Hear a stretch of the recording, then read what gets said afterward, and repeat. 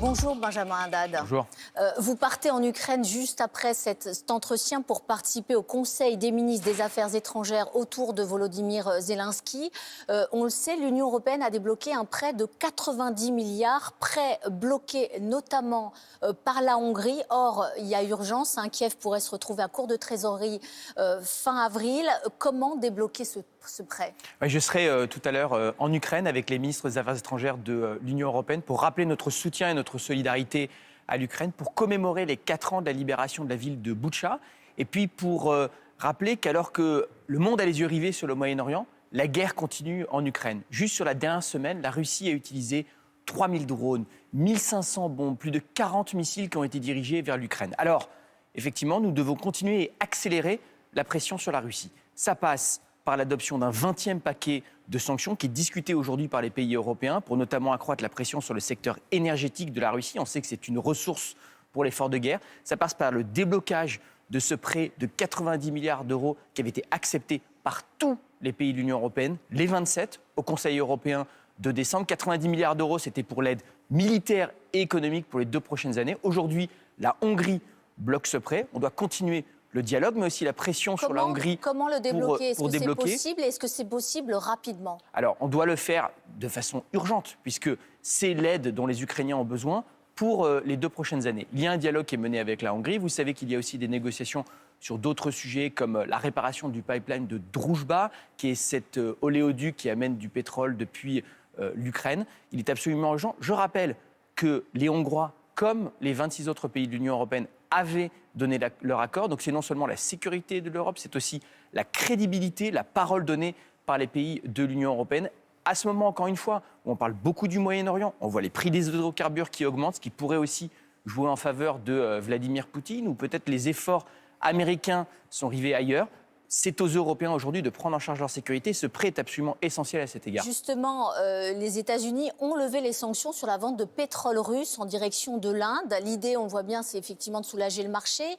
Mais la guerre offre donc finalement à la Russie une bouffée d'oxygène sur le plan financier.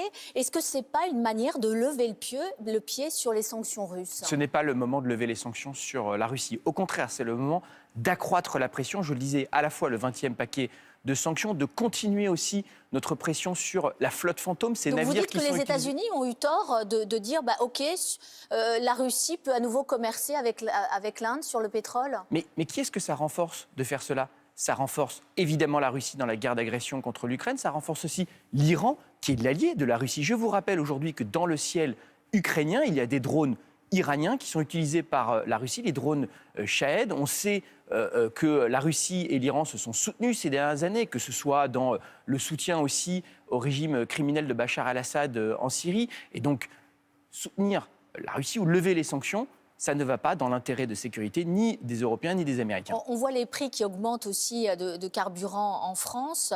Le Premier ministre affirme que nous ne sommes pas en pénurie, mais imaginons si jamais nous devions y faire face, est-ce que la France, l'Union européenne, pourrait lever les sanctions sur l'importation de pétrole et gaz russe, ou est-ce que c'est totalement inimaginable ? Non, ce n'est pas le moment de lever les sanctions contre la Russie, alors que la Russie accélère son agression contre l'Ukraine et ses menaces de sécurité contre les Européens. Vous savez que le gouvernement est mobilisé, a pris des mesures, que ce soit des mesures d'urgence, de soutien aux secteurs qui sont les plus touchés. Je pense par exemple au transport routier ou à la pêche. La libération d'une partie des stocks stratégiques, 250 000 barils. Il y aura aujourd'hui, au niveau du G7, une réunion des ministres de l'économie autour du ministre Roland Lescure pour parler aussi de la coordination internationale pour le soutien à l'énergie. Nous sommes évidemment mobilisés pour mettre en place une coalition aussi pour la liberté de navigation du détroit d'Ormuz, par lequel circule à peu près 1/5 des hydrocarbures à travers le monde. Donc nous sommes mobilisés. C'est une situation, il faut quand même le dire, qui est différente d'il y a quelques années. Aujourd'hui, on a un parc nucléaire qui fonctionne à plein, puisque nous avons investi pour le rénover. Nous ne sommes pas à l'hiver, comme c'était le cas par exemple au moment du déclenchement de la guerre en Ukraine en 2022, il y a 4 ans. Et nous continuerons le dialogue avec nos partenaires, notamment partenaires européens et du G7 pour voir les mesures qu'on pourrait continuer à prendre. Un tout dernier mot. Donc, on l'a vu, hein, le conflit en Iran ajoute des difficultés à l'Ukraine. La France, par exemple, a un accord de défense avec les Émirats arabes unis et le Qatar. Elle les équipe en défense anti-aérienne. Ce conflit consomme donc des armes anti-aériennes dont l'Ukraine aurait peut-être besoin. Est-ce que se concentrer en ce moment sur le front iranien, ça prive pas l'Ukraine de nos technologies? Alors, vous avez raison de le souligner. Nous, on continue à travailler avec les Ukrainiens, à les soutenir. Par exemple, la France est aujourd'hui le premier pays qui aide l'Ukraine sur le renseignement militaire, ce qui est absolument fondamental. Les Ukrainiens, vous le savez, ont aussi des technologies, notamment des technologies de défense anti-drone. Aujourd'hui, il y a des accords qui ont été signés entre l'Ukraine et des pays du Golfe comme les Émirats ou l'Arabie saoudite pour rapprocher les industries de défense ukrainiennes et du Golfe. Nous-mêmes, nous avons intérêt non seulement à continuer à monter en puissance avec notre industrie de défense, notre base industrielle de défense, et à la rapprocher de celle de l'Ukraine. C'est pour ça que nous avons mis dans le prêt de 90 milliards aussi le principe de préférence européenne. C'est pour ça que l'an dernier, quand nous avons fait le prêt de 150 milliards d'euros de la Commission européenne pour l'industrie de défense européenne, on a inclus l'Ukraine. Moi-même, quand je serai en Ukraine, j'irai voir des acteurs, des start-up françaises dans le secteur des drones et de l'intelligence artificielle qui travaillent avec les Ukrainiens pour travailler à l'interception de drones, parce que c'est dans notre intérêt aussi de renforcer notre coopération de défense avec les Ukrainiens en ce sens. Benjamin Haddad, vous faites partie des 90 ministres, députés, sénateurs de la droite et du centre qui ont signé une tribune dans la tribune dimanche pour une candidature unique en 2027. Elle s'adresse à qui précisément cette tribune? Qui sont les réticents ou qu'est-ce qu'il faut convaincre? C'est une tribune que nous avons portée avec ma collègue Maude Brejon, qui dit au fond quelque chose de très simple, que alors que nous rentrons dans une période qui va être une période électorale, il est temps de mettre le pays avant les partis.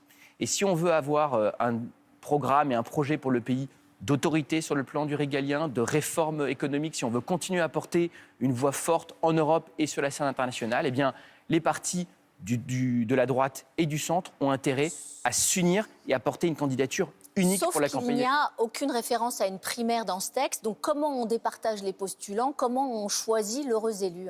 On n'a pas voulu dans ce texte rentrer dans les questions de procédure. C'est un message de responsabilité qui est envoyé à tous les candidats potentiels pour leur dire qu'il faut trouver une façon de se ranger derrière une candidature unique. Vous savez, moi j'étais candidat aux élections municipales à Paris. J'ai vu les dangers. Vous soutenez Rachida Dati je soutenais Rachida le Dati. candidat Renaissance. Effectivement, je suis très fier d'avoir porté cette campagne avec Rachida Dati. Pas un peu de déloyauté vis-à-vis de votre camp? Mais fondamentalement, ce qu'on a vu, c'est que la pire façon de se mettre dans une dynamique de victoire, c'est la division.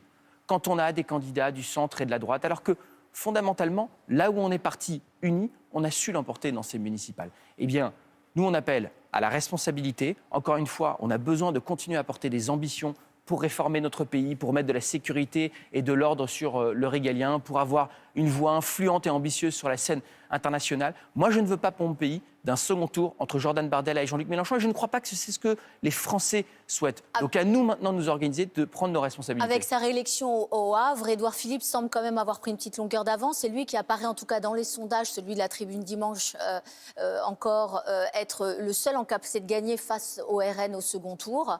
Est-ce que le rassemblement doit se faire derrière lui? Écoutez, il a été bien sûr un brillant Premier ministre. Il a eu une réélection importante au Havre. Moi, je ne veux pas rentrer à ce stade dans les questions de personnes. Je pense que ce qui est important, c'est qu'on parle à la fois du projet et de l'unité de notre famille politique et du socle commun. Ce que nous avons su faire ces dernières années, c'est travailler entre les partis du centre, Renaissance, Horizon, Modem et les Républicains. Moi, j'ai toujours plaidé pour cette unité. Nous avons chacun, bien sûr, dans nos partis, des différences, des distinctions. Il ne s'agit pas d'écraser les différences, de se mettre d'accord sur un projet, sur une candidature, et puis après, bien sûr, d'aller surtout parler aux Françaises et aux Français. Très rapidement, lors des municipales, on a vu que le RN fait une percée, compliquée encore dans les grandes villes, mais il gagne des villes moyennes. LFI aussi, des villes de plus de 100 000 habitants, sont les deux partis qui semblent incarner l'espoir pour 2027.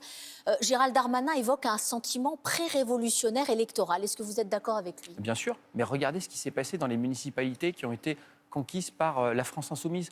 On voit déjà un climat de violence, un climat de menaces et d'intimidation contre les élus sortants. On voit la remise en cause de principes républicains comme la neutralité du service public. On voit déjà une ambiance communautariste. Je ne veux pas de ça pour mon pays. Merci beaucoup, Benjamin Haddad. Bonne journée à vous.